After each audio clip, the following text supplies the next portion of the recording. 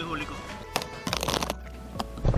Yes, yung si John Jose, may-ari na itong fishman.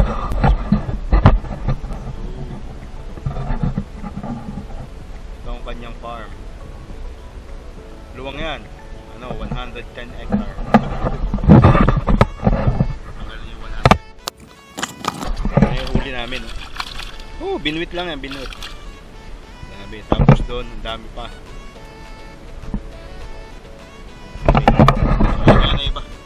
Ihaw mo na.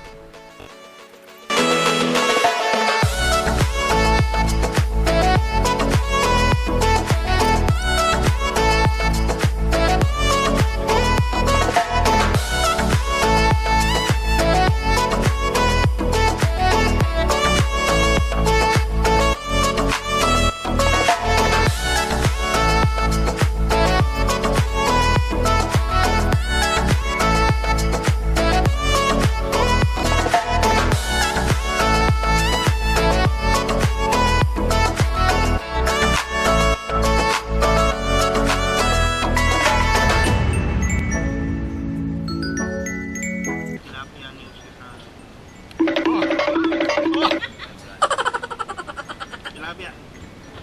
O diba? Ang benta na. Kano?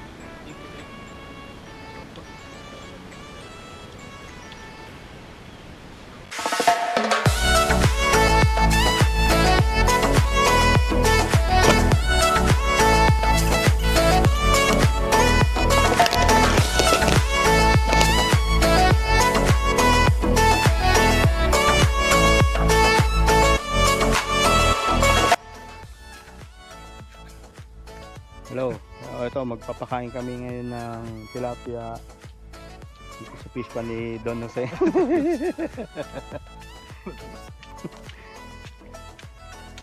Ayan. Gano'ng karaming sa isang ganyan, sa isang araw? Isang bag, isang araw? Pero mas mainam sana kung dalawa. Dalawang bag dapat isang araw. Sa ganito kalaking fish pan, gano'ng kalaki ba yan?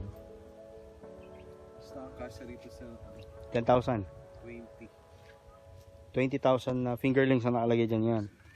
So dapat ang average 2:1. Dalawang bag na feed sa isang araw. Okay. Magkano isang bag? 700 pesos. Laki din. Pero maganda ang kita. Okay. Yan, so tingnan natin. Magpapakain sila.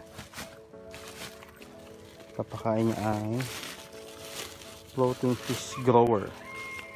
Floating fish grower.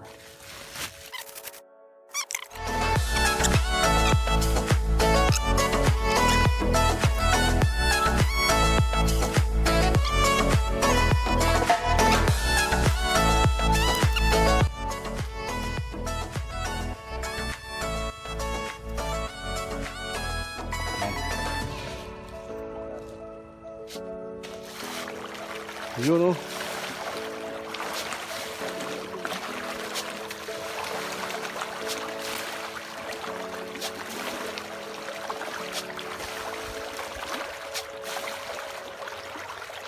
Grabe, ang dami.